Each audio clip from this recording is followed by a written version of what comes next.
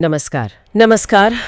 आज हम एक अहम मामले पे बात करने वाले हैं, 2020 का हाथरस मामला। हमारे पास एक स्रोत है, हाथरस न्याय की आवाज, जिसके कुछ अंशों पर हम आज गौर करेंगे। कोशिश रहेगी कि इस स्रोत में जो मुख्य बातें बताई गई हैं, जो घटनाएं हैं और उनके मायने, उन्हें हम समझें। जी, ये जरूरी भी है क्योंकि ये मामला काफी अहम रहा है। हाँ, तो स्रोत के मुताबिक ये घटना सितंबर 2020 की है। जगह है उत्तर प्रदेश का हाथरस जिला, वहाँ का एक गांव।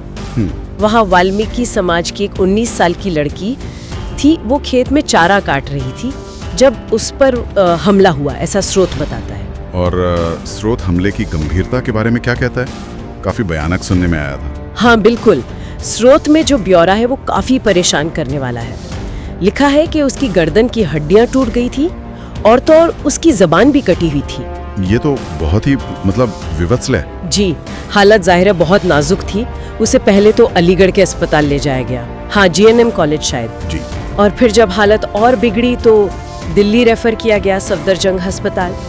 लेकिन स्रोत के अनुसार 29 सितंबर 2020 को उनकी दुखद मृत्यु हो गई। हाँ, और यहीं से मामले ने एक और गंभीर मोड़ लिया। जैसा स्रोत बताता है, जो मृत्यु के बाद हुआ वो बहुत विवादास्पद रहा। सही।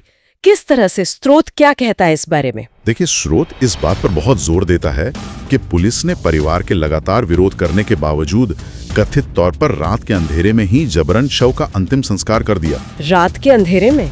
परिवार की मर्जी के बिना? जी हाँ, स्रोत यही कहता है। परिवार वाले अपनी बेटी की आखिरी रस्में तक अदा नहीं कर पाए। ये बात स्रोत में साफ तौर पर लिखी है। ये तो वाकई बहुत गंभीर आरोप है और स्रोत के हिसाब से इसी वजह से ये सिर्फ एक अपराध का मामला नहीं रहा। बिल्कुल, स्रोत कहता है कि इस घटना ने, खासकर अंतिम संस्कार वाले प्रकरण ने, कई बड़े सवाल खड़े कर दिए। जैसे कि क्या सवाल उठाए गए स्रोत में? जैसे पहला सवाल तो यही कि क्या ये सबूत मिटाने की कोई कोशिश थी? फिर क्या पीड़ित की जाति, वो वाल्मीकि समाज से थी, इसका कोई असर था पूरे मामले पे? अच्छा। और सबसे बड़ा सवाल जो स्रोत उठाता है वो ये कि क्या ये पूरी घटना हाशिए पर रहने वाले समुदायों के लिए न्याय पाने की जो प्रक्रिया है उस पर ये एक सवालिया निशान नहीं लगाती? ये बहुत महत्वपूर्ण सवाल हैं जो स्रोत सामने रख रहा है। और इन सवालों का असर भी हुआ होगा फिर? हाँ बिल्कुल हुआ। स्रोत बताता है कि इस घटना के बाद, खासकर वो रात वाले अंतिम संस्कार के बाद, पूरे देश में बहुत गुस्सा था। जबरदस्त विरोध प्रदर्शन हुए। हाँ मुझे याद है, काफी हंगामा हुआ था। जी, और कई मानवाधिकार संगठन भी सामने आए। उन्होंने पुलिस के रोल पे, उनकी कार्रवाई पर गंभीर सवाल उठाए। मामला फिर सुप्रीम कोर्ट तक भी गया। अच्छा, सुप्रीम कोर्ट तक? फिर क्या हुआ? सुप्रीम कोर्ट ने फिर इसकी जांच CBI को सौंपी। ओके, तो CBI जांच हुई, उसका नतीजा क्या निकला? स्रोत के आखिर में बताया गया है? हाँ, स्रोत के अंत में इसका जिक्र है। CBI ने जांच के बाद 4 लोगों को आरोपी बनाया। उन पर गैंगरेप और हत्या के चार्जेस लगाए। 4 लोगों पर? फिर कोर्ट में क्या हुआ? मामला चला और 2024 में, इसी साल, फैसला आया। जो मुख्य आरोपी था उसे दोषी पाया गया। अच्छा, एक को सजा हुई? हाँ, लेकिन बाकी जो 3 आरोपी थे उन्हें सबूतों की कमी के आधार पर बरी कर दिया गया। ओह, तो परिवार के लिए शायद ये पूरी तरह न्याय नहीं हुआ। स्रोत तो यही कहता है। उसमें साफ लिखा है कि परिवार अभी भी पूरे न्याय का इंतजार कर रहा है। उनके लिए लड़ाई अभी जारी है।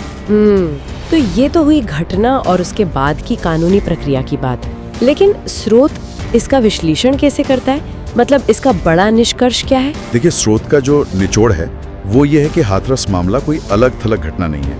ये हमारे समाज की कुछ गहरी, कड़वी सच्चाइयों को दिखाता है। जैसे कि किन सच्चाइयों की तरफ इशारा है? जाति के आधार पर जो भेदभाव है वो कितना गहरा है, लिंग आधारित हिंसा, और कैसे गरीबी और सामाजिक हाशिए पर होना लोगों को और ज्यादा वल्नरेबल, कमजोर बना देता है। स्रोत इन सबको जोड़कर देखता है। तो ये सिर्फ एक क्राइम नहीं, बल्कि एक सिस्टमिक प्रॉब्लम, एक व्यवस्थागत समस्या की ओर इशारा है। हाँ बिल्कुल, स्रोत यही समझाने की कोशिश कर रहा है। और वो ये भी कहता है कि जब तक समाज में ये भेदभाव, ये गहरी खाई मौजूद रहेगी, तब तक ऐसी घटनाओं का डर भी बना रहेगा। ये तो बहुत सोबरिंग बात है। स्रोत एक तरह से ये भी कह रहा है कि न्याय की उम्मीद तभी तक है जब तक सवाल पूछे जाते रहें। जी, जब तक जवाबदेही तय करने की कोशिश होती रहे। और अंत में स्रोत हमें एक बहुत बड़े सवाल के साथ छोड़ता है। वो क्या है? वो ये कि जब किसी मामले में सिर्फ व्यक्तिगत अपराध ना हो, बल्कि उसमें व्यवस्था से जुड़े पहलू भी शामिल हों, जैसे जातिगत पक्षपात के आरोप हों या संस्थाओं की लापरवाही की बात हो, तो ऐसे में न्याय की तलाश का या न्याय मिलने का असल मतलब क्या होता है? ये वाकई सोचने वाली बात है कि जब सिस्टम पर ही सवाल हो तो न्याय कैसा दिखेगा और कैसे मिलेगा। जी, ये एक ऐसा सवाल है जिस पे शायद हम सबको, समाज को सोचने की जरूरत है।